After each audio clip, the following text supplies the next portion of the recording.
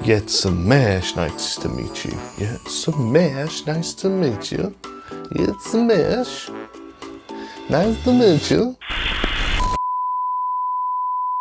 In 2006, shock character actor Sasha Baron Cohen brought us Borat. This is a film where he goes around America just learning for his glorious nation of Kazakhstan and decides to kidnap Pamela Anderson and hate gypsies on the way. But either way, he brought us that. It blew up the world and the internet. And now he is back with Borat 2 here in 2020. He is back now by, apparently, he's been brought back by the Kazakh government because of the real life shit that went on during and after the 2006 film. They want him to go back to America to bring back the glorious name of Kazakhstan. Now when it comes to Borat, I very much think he's a Marmite character, and I fucking hate Marmite. We should burn it and get it all in a big pile and destroy it and just never see it again and just toodaloo, off it goes. Never see Marmite again.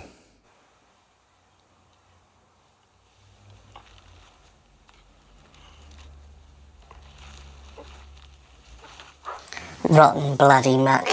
But unlike Marmite, which of course I hate, I like Borat. I liked the movie. I liked the first movie. The first movie was a cultural phenomenon. It pushed Sasha Baron Cohen into the stratosphere. Now 4 years before we had Ali G in the house, which I very much prefer, but that's just because I was 13, 14. It was hilarious. It's a film that still makes me nostalgic about the good old days and how much fun one would have as a 13, 14-year-old doing stupid Ali G impressions, you know, all that crap. But Borat was still a firm favourite of mine. What it goes to show is sleeper hit with Ali G in the house, and then 4 years later you release a Kazakhstani man and boom, great success. Great success. What I loved about Borat 1 is it was so unmissable, so quotable. So many things in this movie were iconic. In the weirdest and worst kind of way. Everybody knows something from Borat. Everyone still talks about some of these amazing things that happen in Borat, even though it's a film that is from that long ago, whether it's the naked hotel chase scene,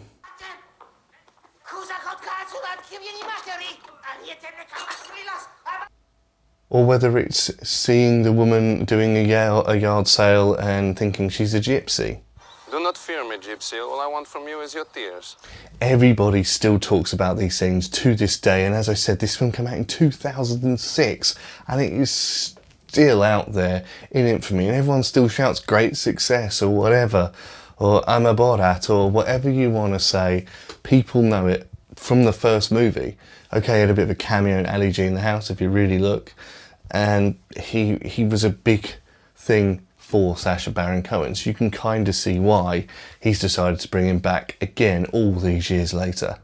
Without pulling any punches and now without, you know, dragging this out any more than I have, Borat 2 is a good movie, but in no way is it as good as the first one. Now don't get your pants in a bunch and throw them at me in the little, you know, in an angry fashion.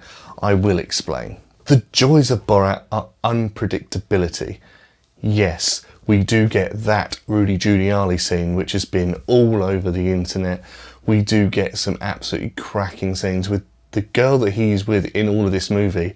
I'll be honest, is even more ballsy than Sasha Baron Cohen. I can't remember her name, but I will put it down here. She was fantastic. She really pulled the boat out, made Sasha look kind of normal in comparison. She is in that famous Rudy Giuliani scene. Really, really difficult to watch with her, but she really pulled that off. And while there are some of those fucked up funny moments, I really do think that Sasha Baron Cohen kind of reined it in for this one. I don't think he was nearly as out there and ballsy as he was in the first Borat. Everyone cringed so hard at some of the funny and really brave things he did, like the Kazakh national anthem in the middle of a rodeo. That kind of thing, it might not look a lot, but that is a huge thing to do in America. This one, it seems like he pushed it on everybody else to be the bigger, you know, it seemed to me his acting in this was more for MTV. It wasn't movie, you know, it was like clips for him, whereas the girl in this movie was doing I think, most of the heavy lifting. That is not to say that there is not some completely shocking moments that me and my wife are just sort of, her jaw was on the floor with mine. There is a dance that incorporates period blood. Yes, you heard that right, period blood. It is that disgusting, like spins around and all sorts.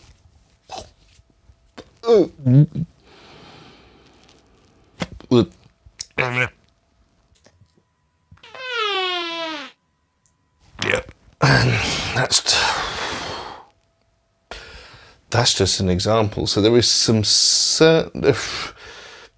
certainly some things in this film that will make you retch or cringe or whatever, but I really do think he held a leash on this movie that wasn't the real Borat for me, but it was. Sorry, I'm thinking about it again. I really do think this is the main observation I got from Borat 2 compared to the first one, which you're going to compare it to, everyone is. That's why you're watching it. It's very much a film of its time. This film, unlike the first one, is very much based around the pandemic. It's based around all the politics. You know, Trump is the biggest thing to talk about at the moment. Mike Pence plays a huge part in this film in what Sasha Baron Cohen does. That's also in the news. Check him out. Just type in, well, Sasha Baron Cohen, Trump suit. You'll get it. It's all there. It was in the news. You'll see in this film. There's a lot in it that is of the day that is going to be funny now, whereas Borat then is still funny because it was just Borat being Borat. This is Borat taking a stab at the political climate in America, where I think that's good when you're watching it on MTV or whatever he was on before with Ali G and all that kind of thing when he was doing Borat sketches. Now, I very much think you're going to watch this film and go, oh my God, but then you're going to have to explain things to like another generation or the generation before me or whoever's going to watch this. You're going to have to explain why that's funny, because those people won't be in power by the time this film becomes as old as the first one. You get what I mean? It's not going to be as impactful as Borat because it very much based itself on the politics rather than the character, as far as I'm aware. By all means, guys, I do think you should watch Borat 2. It is very funny. It will make you cringe. It will make you shout, what the actual fuck is going on? It will make your jaw drop, and Rudy Giuliani will make you feel like that's the Trump administration in a nutshell. Dirty, fat old man putting his hands on his cock. You dirty, dirty bastard. But please do watch it. What they say in the news is correct. Sasha Baron Cohen does pull out the bag, but I will give you that proviso that the first one is better because it's culturally expands so much more than this one, which is very much based of its time. It is available now on Amazon Prime if you're an Amazon Prime member.